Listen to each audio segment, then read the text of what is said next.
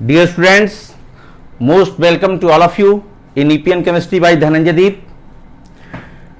तो स्टूडेंट्स, आज हम अल्कोहल की उस प्रॉपर्टी के विषय में डिस्कस करेंगे जिसमें अल्कोहल के जो हाइड्रोक्सिलिक ग्रुप का हाइड्रोजन है ये रिप्लेस किया जाता है। तो कुछ प्रॉपर्टीज इस तरह के हमने आपको इसके पहले वाले वीडियो में डिस्कस किया था। तो जो बची हुई प्रॉपर्टीज हैं, आज हम कुछ प्रॉपर्टी बहुत ही इंपॉर्टेंट है उसको हम देखेंगे। और इसमें स्टूडेंट्स इंटरेस्ट तब आएगा जब आप पूरे वीडियो को बहुत अच्छे तरीके से देखेंगे। अगर आप इसके जितना ही डीप में जाएंगे उतना ही ज्यादा स्वीटनेस इसमें चली जाएगी। तो हम स्टार्ट करते हैं, जिसमें सबसे पहला प्रॉपर्टी है वो है विलियमसन सिंथेसिस ऑफ ईथर। ये बहुत ही इंपॉर्टेंट है। इसके आगे जब ईथर हम पढ़ाएंगे उसमें यह प्रिपरेशन मेथड में आएगा, तो इसलिए यह मत जानिए कि यह अल्कोहल की प्रॉपर्टी है तो केवल अल्कोहल्स में से हम पढ़ेंगे। अब अल्कोहल की बहुत सारी प्रॉपर्टीज हैं जो हमने आपको हैलोएल्केन्स में पढ़ा दिया है, वो हम आपसे वहां पर बताएंगे हम आपको जब वो पहुंचेंगे। ये विलियमसन जो ईथर सिंथेसिस है ये बहुत ही इंपॉर्टेंट है, तो इसे आप देखें।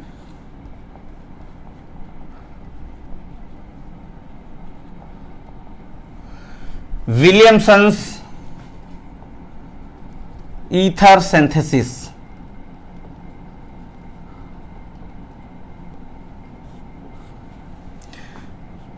विलियमसन्स ईथर सिंथेसिस, तो इसमें आप देखेंगे विलियमसन ईथर सिंथेसिस में क्या होता है कि सोडियम एल्कोक्साइड,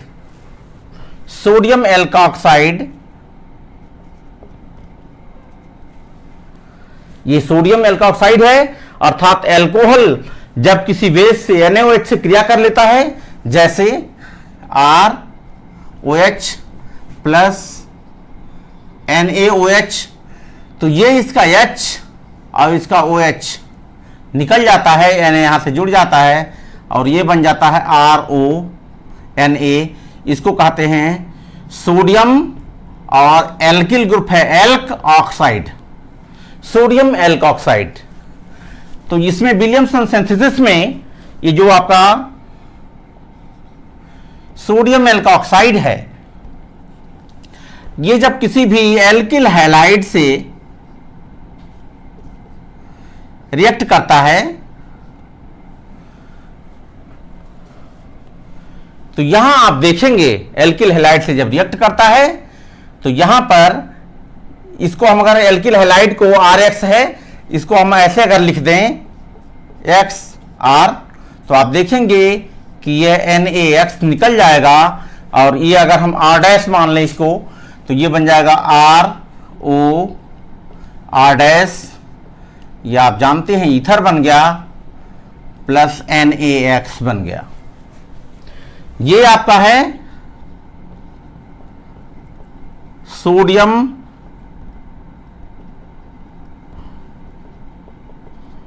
एल्कोक्साइड और ये है आपका एल्किल हैलाइड या हेलोएल्केन भी कर सकते हैं इसको, और ये ईथर बन गया आपका और NaX बन गया।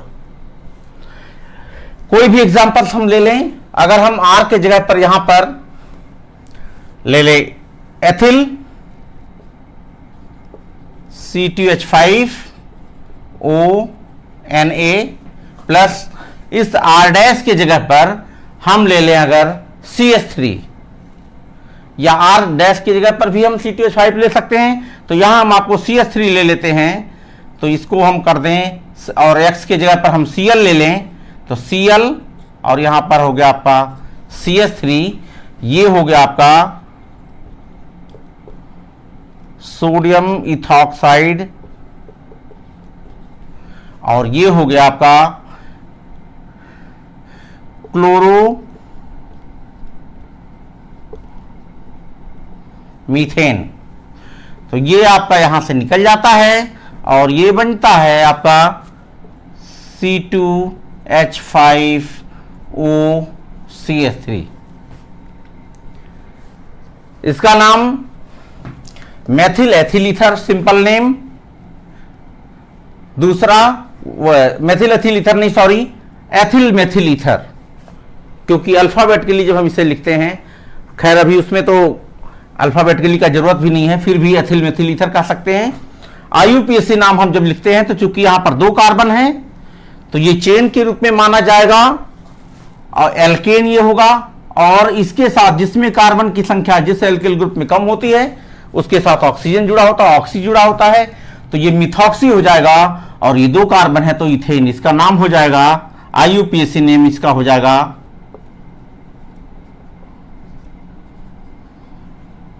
Methoxy ethane. ये विलियमसन सिंथेसिस है। इसे आप जब भी आप वीडियो देखने इसमें जो है हमारे YouTube चैनल को खोलें तो अपने हाथ में नोटबुक और पेन जरूर होना चाहिए, आप सबको नोट करते चलेंगे, नहीं तो ऐसे देखने से अगर आपको समझ में नहीं आता है, आप इस तरह से कोई फायदा नहीं है आपका। आपने देख लिया होगा इसको। अब यहां पर कुछ और चीजें इसके बारे में हम बताते हैं, मिटा देते हैं इसको। अब देखें यहां पर ये जो सोडियम एल्कोक्साइड है और ये एल्किल हैलाइड है, ये एल्किल हैलाइड बहुत इंपॉर्टेंट रोल प्ले करता है। इसके लिए हम क्या करते हैं, जैसे कुछ हम एग्जांपल्स ले लें और वहां पर आप देखेंगे कि कौन कौन से प्रोडक्ट कैसे कैसे बनते हैं, इसके बारे में कुछ क्वेश्चन हम सॉल्व करते हैं, तब आपको समझ में आ जाएगा। जैसे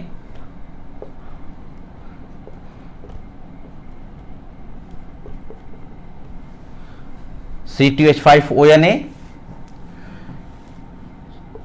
प्लस यहां पर CH3Cl है, यहां पर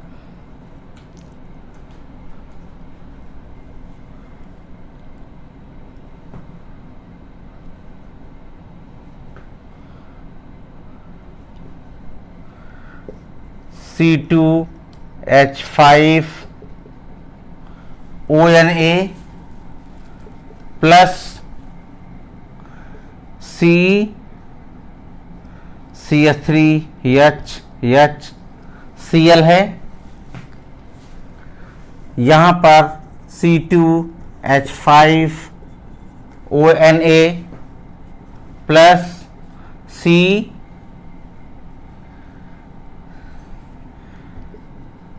CH3HCl। अब आप देख रहे हैं यहां पर ये सभी जगह है C2H5ONA है, इसको कहते हैं सोडियम इथॉक्साइड, सोडियम एथॉक्साइड, ये सभी सोडियम एथॉक्साइड ये भी है। और ये आप देख रहे हैं ये क्लोरोमीथेन है, ये क्लोरोईथेन है, ये ये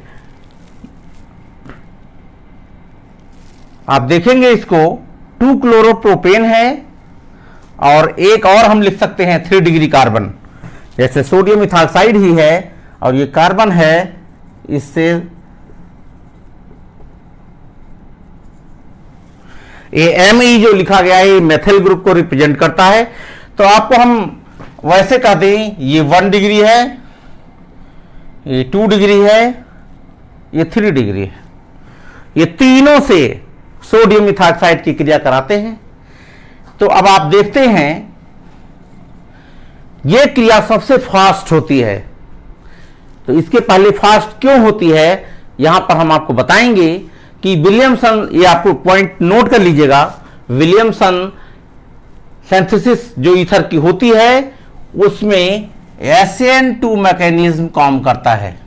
ये अकॉर्डिंग टू SN2 मैकेनिज्म होता है, न्यूक्लियोफिलिक सब्स्टिट्यूशन बाइमॉलिक्यूलर।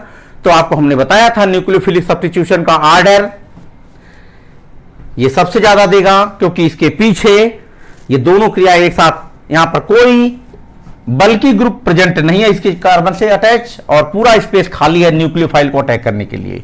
अब आपको यह भी बता दें कि अल्कोहल का जो एल्काऑक्साइड होता है RO माइनस, एल्काऑक्साइड आयन जो होता है ये एक न्यूक्लियोफाइल की तरह यहां पर काम करता है। और ये जैसे ही ये आपका ये प्लस है, ये माइनस है, ये प्लस है, ये माइनस है, ये प्लस है, ये माइनस है, यहां पर भी लिख दें हम C2H5O माइनस और Na प्लस। तो अब आप देखेंगे ये माइनस जो एल्काऑक्साइड आयन है ये ठीक इससे ऐसे अटैक करेगा और ये लीव आउट हो जाएगा अपना न्यूक्लियो इलेक्ट्रॉन लेकर के। तो यहां पर ये क्या बन जाएगा, C2H5OCH3 हो गया। यहां पर अटैक तो करेगा लेकिन यहां पर एक बल्कि ग्रुप जुड़ गया है, इसलिए अटैक करने का जो स्पेस है वो कम हो गया है, इसलिए ये SN2 इसकी अपेक्षा कम देगा। ये और कम देगा, ये बिल्कुल ही नहीं देगा। अर्थात आप कह सकते हैं कि ये 2 डिग्री और 3 डिग्री जो हेलोएल्केन्स हैं ये SN2 रिएक्शन नहीं देंगे एक तरीके से। इसमें उससे पहले इलिमिनेशन हो जाएगा, उससे पहले इसमें इलिमिनेशन हो जाएगा, कार्बोनियम आयन बन जाएगा इसमें, ये SN1 की तरफ बढ़ने लगेगा। तो ये था आपका विलियमसन ईथर सिंथेसिस। अब हम विलियमसन ईथर सिंथेसिस का मैकेनिज्म बताते हैं आपको।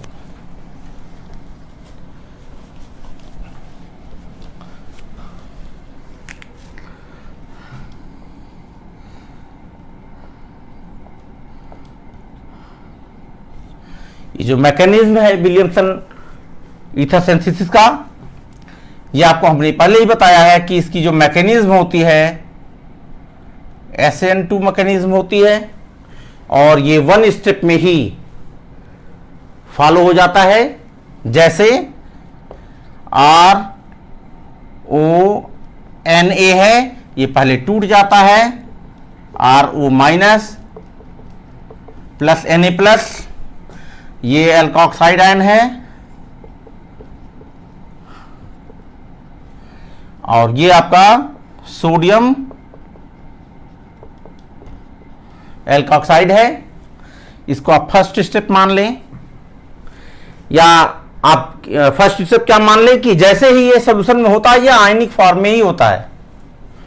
अब ये एल्किल हैलाइड, ये एल्किल हैलाइड जैसे RX, इस पर RO माइनस, ये जैसे जैसे इस पर अटैक इसके पास आता है वैसे वैसे यह दूर चला जाता है और ये सीधे एक ही स्टेप में SN2 मैकेनिज्म के द्वारा ROR प्लस X माइनस यहां निकल गया, यहां पर Na प्लस बना था, X माइनस के साथ क्रिया कर लिया,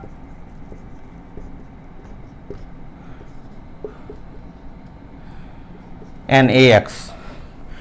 तो यहां पर आपने देखा ईथर बन गया। ये विलियमसन ईथर सिंथेसिस है। इसमें एल्किल हैलाइड का बहुत ही इंपॉर्टेंट रोल होता है। एल्काऑक्साइड आयन तो कोई भी लेंगे काम वही करेगा, न्यूक्लियोफाइल का काम करेगा, लेकिन एल्किल हैलाइड जो होगा वह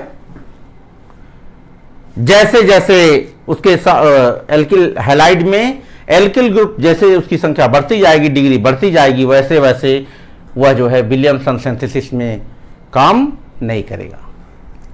अब जो दूसरा रिएक्शन है वो भी बहुत ही इंपॉर्टेंट रिएक्शन है।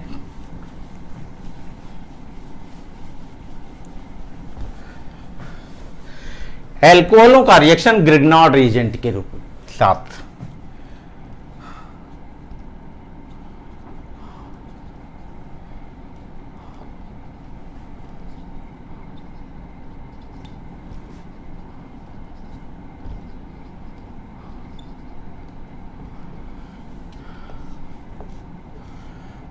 Reaction with Grignard reagent. Grignard reagent को कॉमनली आप जानते ही हैं, RMgX को ग्रिग्नॉर्ड रिएजेंट कहते हैं। एल्किल मैग्नीशियम हैलाइड, इन्हें कॉमनली ऑर्गेनोमेटेलिक कंपाउंड भी कहते हैं। ऑर्गेनोमेटेलिक कंपाउंड में और भी लिथियम कंपाउंड भी आते हैं। तो आपको ये भी बता दें कि इसमें इन जनरल क्या होता है कि RMgX मैग्नीशियम जो होता है ये पार्शियली पॉजिटिव होता है, ये भी पार्शियली निगेटिव होता है, और ये कार्बन जो जगह होता है ये भी पार्शियली निगेटिव होता है। तो इन जनरल आप देखेंगे जैसे कार्बोनिल्स में और भी जगह पर, तो यहां पर ये न्यूक्लियोफाइल की तरह काम करता है। यहां पर ये न्यूक्लियोफाइल की तरह काम करता है, अटैक करता है।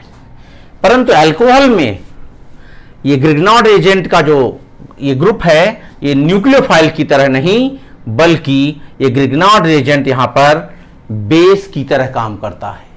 किस तरह काम करता है? बेस की तरह काम करता है। वो हम आपको दिखा रहे हैं। पहले तो हम आपको रिएक्शन लिख रहे हैं। रिएक्शन हो गया ROH प्लस RMgX, ये आपका अल्कोहल हो गया, ये Gr हो गया, ग्रिग्नॉर्ड एजेंट। तो अब आप देखेंगे इसमें ये अल्कोहल का H ले लेता है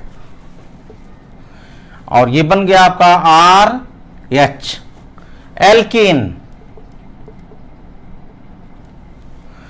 और क्या बन गया इसमें प्लस इस रिएक्शन में RO माइनस X माइनस और Mg2 प्लस, ये तीनों फ्री स्टेट में पाए जाएंगे। और जब ये तीनों आपस में रिएक्ट कर लेते हैं तो क्या बना लेते हैं? MgORX।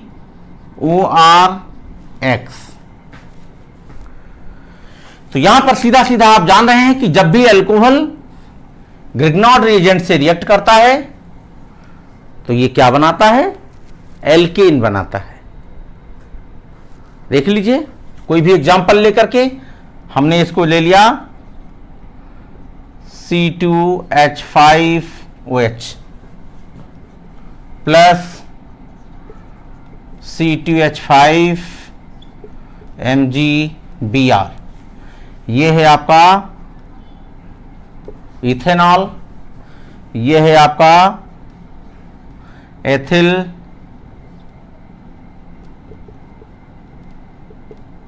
Ethyl magnesium bromide. जब ये रिएक्ट करते हैं इसमें तो अब देखिए इसका H